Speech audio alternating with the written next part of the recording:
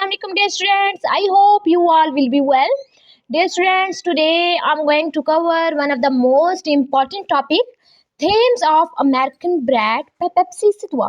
Dear students, आज की short सी वीडियो में मैं डिस्कस करने वाली हूँ एक शॉर्ट स्टोरी के थीम्स को, अमेरिकन ब्रेड जो कि पाकिस्तानी लिटरेचर से जो स्टोरी बिलोंग करती है और इसको लिखा किसने है, पेप्सी सिधवा ने।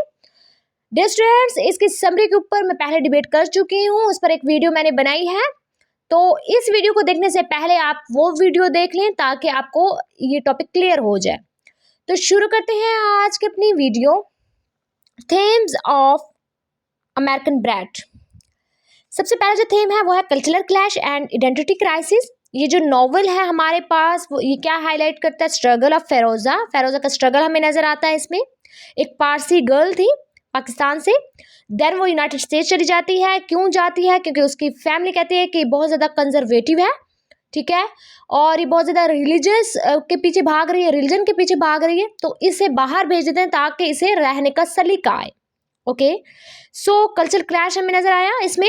और देन जब वो वहाँ पर जाती है देन ये टोटल लिबरल हो जाती है, ब्रैट हो जाती है, ठीक है।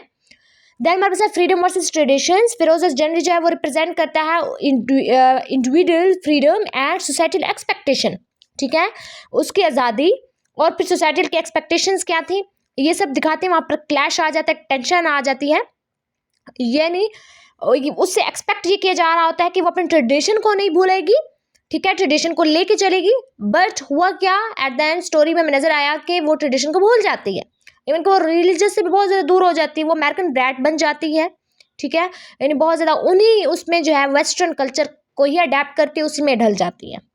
तो ये फ्रीडम वर्सेस ट्रेडिशंस। देन हमारे पास यहाँ पर थीम मिलता है इमिग्रेंट एक्सपीरियंस एंड अडेप्टेशन। जो नॉवल है एक्सप्लोर करता है चैलेंजेस ऑफ इमिग्रेंट्स, यानी न्यू कंट्री के अंदर एडजस्ट करना, यानी वहाँ पर लैंग्वेज बैरियर, जाहिर बात है अब यहाँ की लैंग्वेज और यूनाइटेड स्टेट की लैंग्वेज डिफरेंट है, तो उसे बहुत ज़्यादा ऐसी चीज़ें जो है फेस करनी पड़ी, डिफ़िकल्टीज फेस करनी पड़ी, लैंग्वेज बैरियर्स, कल्चरल मिसअंडरस्टैंडिंग भी आया, स्ट्रगल भी थी, यानी balance between assimilation and preserving one's heritage के दरमियान उस स्ट्रगल भी हमें नज़र आई। सो इमिग्रेंट्स एक्सपीरियंस और अडेप्टेशन भी हमें स्टोरी के अंदर नज़र आया। देन जो इंपॉर्टेंट थीम है वो वीमेंस इंडिपेंडेंस एंड फेमिनिज्म।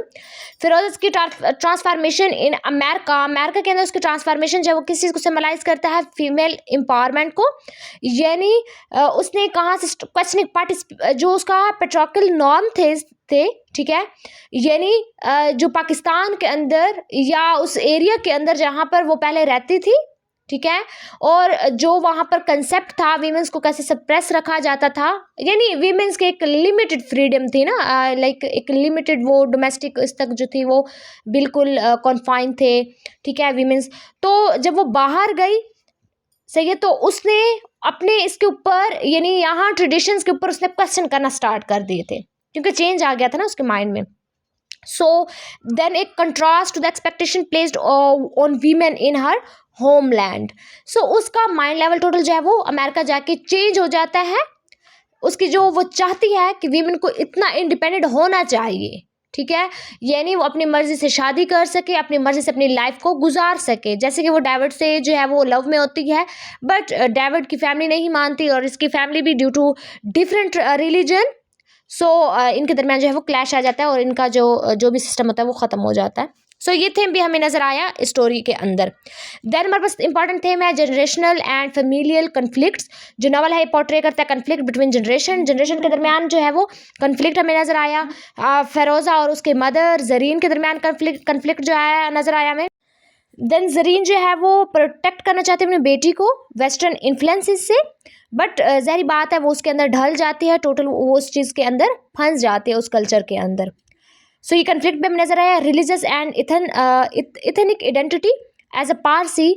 फिरोज़ा जो है वो मिनॉरिटी कम्युनिटी से बिलोंग करते हैं पाकिस्तान के अंदर, और ये जो नावल है टच करता है how her religious identity affect her life back home and how she navigates it in the multi cultural society of America, ठीक है। तो यहाँ पर हमें एक रिलीजियस क्लैश भी नज़र आता है स्टोरी के अंदर, जो एथेनिसिटी है, आइडेंटिटी है, वो क्लैश भी हमें स्टोरी के अंदर नज़र आता है। लव एंड रिलेशनशिप, यहाँ पर स्टोरी में जो है हमें लव नज़र आया, लव रिलेशनशिप नज़र आया, किसके दरमियान, फिरोज़ा और डेविड के दरमियान।